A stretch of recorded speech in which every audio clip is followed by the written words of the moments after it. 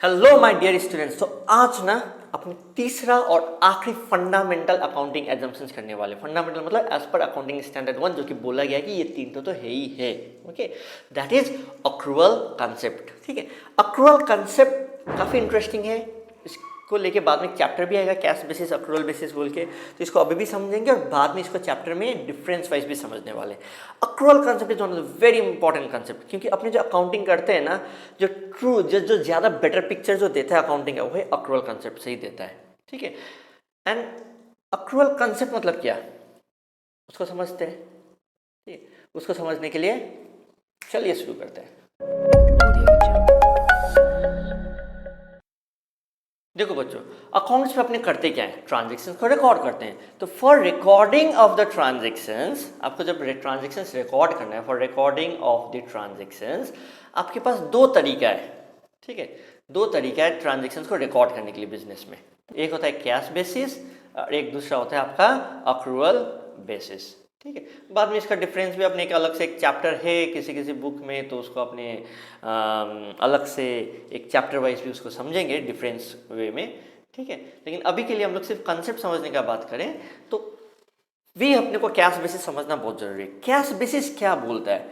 Cash basis बोलता है ना, जब ट्रांजेक्शन को कब रिकॉर्ड करो, as and when cash is received और as and when cash is going out. ठीक है, whenever a cash transaction is taking place, that means transaction मतलब रिसिप्ट या पेमेंट इज टेकिंग प्लेस।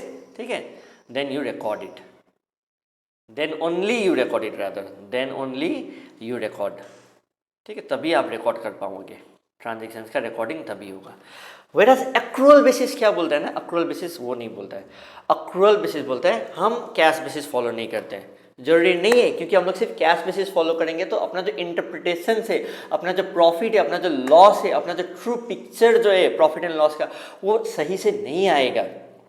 ठीक है, तो एक्रूअल बेसिस में अपने कैसे फॉलो करते हैं, कैश और due which ever is earlier. ठीक है, दोनों में से जो भी पहले हो जाए उसको अपने रिकॉर्ड करेंगे। विच एवर इज अर्लियर, जो पहले हो जाए, कैश और ड्यू में से जो पहले हो जाए, मतलब फल पक गया है सिर्फ तोड़ना बाकी है, तो जो पक गया ना रिकॉर्डिंग कर लो। ठीक है, विच एवर इज अर्लियर। ठीक है, मतलब क्या सर, एक बार फिर से कुछ एक दो एग्जाम्पल देके बताओ। ये बहुत इंपॉर्टेंट भी है, समझना भी पड़ेगा बच्चों, एकदम ध्यान से समझना पड़ेगा। होता क्या, देखो हम एग्जाम्पल लेते हैं। मान लो मेरा एक बिजनेस है। ओके, एक साल मैंने पूरा सामान बेचा, दूसरा साल भी मैंने बेचा, 1 करोड़ का सामान बेचा, दूसरा साल भी 1 करोड़ का बेचा, तीसरा साल भी 1 करोड़ का बेचा, पैसा नहीं आया। पूरा मेहनत लगता है बेचने में, बड़ा मेहनत लगा, बिक रहा, एक दूसरा साल भी बिका, तीसरा साल भी बिका। एकदम हाइपोथेटिकल एग्जांपल ले रहे हैं, समझो, लेकिन इससे क्लैरिटी आएगा। तो सिंस मैंने उधारी में बेचा, क्या हम रिकॉर्ड कर पाएंगे फर्स्ट ईयर में कुछ भी? नहीं। सेकेंड ईयर में नहीं, थर्ड ईयर में नहीं।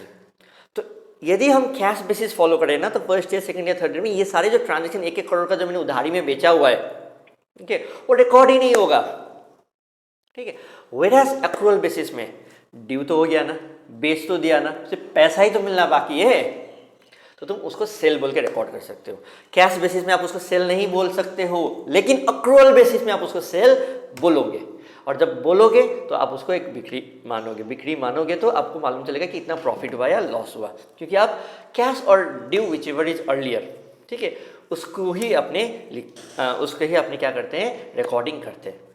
तो सर कैश बेसिस में क्या हो जाता है, मान लो 1 करोड़ 1 करोड़ 1 करोड़ 3 करोड़, और चौथा साल में मैंने 2 करोड़ का बेचा था, प्लस पुराना वाला 3 करोड़ भी इसी साल में मिल गया, तो टोटल 5 करोड़ कब मिला, चौथा साल में मिला। तो कैश बेसिस क्या बोलेगा, फर्स्ट ईयर में नो सेल, सेकेंड ईयर में नो सेल, थर्ड ईयर में नो सेल, फोर्थ ईयर में 5 करोड़ का सेल। इसका मतलब क्या हो गया, मेहनत तो लगा है ना, इसमें भी तो मेहनत लगा है first year, second year, third year में। तो ये मैनेजर तो बेवकूफ़ निकल गया, मैनेजर बेवकूफ़, सबको ही मतलब ये जो बिजनेस ही अच्छा नहीं करा वाला इंटरप्रिटेशन आएगा आपको। ठीक है, manager was not doing good, employees were not doing good, sales was not happening, marketing person was not good, ये से इंटरप्रिटेशन आएगा। बट एक्चुअली में ऐसा नहीं है, 1-1 करोड़ का बिक्री हुआ है। ठीक है, और ये जो चौथा साल में मान लीजिए एक नया मैनेजर आया, वो बोलेगा देखो मैंने बिजनेस स्टार्ट किया, मतलब चलाना स्टार्ट किया, और इसी साल से ही मेरा 5 करोड़ 10 करोड़ रुपया पैसा आने लग गए। ये बोलता है कैश बेसिस में। ठीक है, एक्रूअल बेसिस में ऐसा नहीं होता है। एक्रूअल बेसिस में तुमने बेचा, सिर्फ मिलना ही तो बाकी है, 1 करोड़ का सेल, 1 करोड़ का सेल, 1 करोड़ का सेल, ऐसे करके लिखोगे। ठीक है, ये होता है अक्रूवल बेसिस।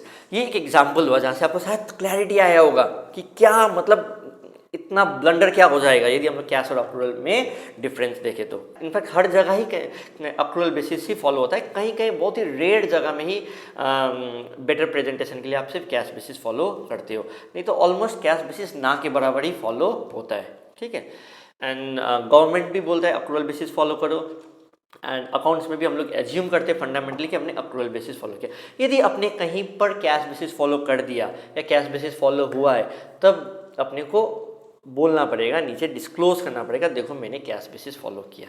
तो accrual basis gives a better presentation for accounting. Accrual basis teaches us और rather it matches the revenue and the expenses and it gives a better picture of the profit and loss, and it shows the balance sheet and the profit and loss in the better way, in the true and fair way. So accrual basis is followed by all the businesses and they need not tell that कि मैंने ना accrual basis follow किया, मैंने ना accrual basis follow, बोलने का दरकार नहीं। It is fundamentally assume that you have followed this। ठीक है, नहीं करोगे तो बोलना पड़ेगा। आई होप ये क्लैरिटी आया होगा आपको। ठीक है, सो और भी एग्जांपल दे सकते हैं, वीडियो को थोड़ा छोटा ही रखते हैं, तो मिलते हैं नेक्स्ट वीडियो में विद अ न्यू कंसेप्ट।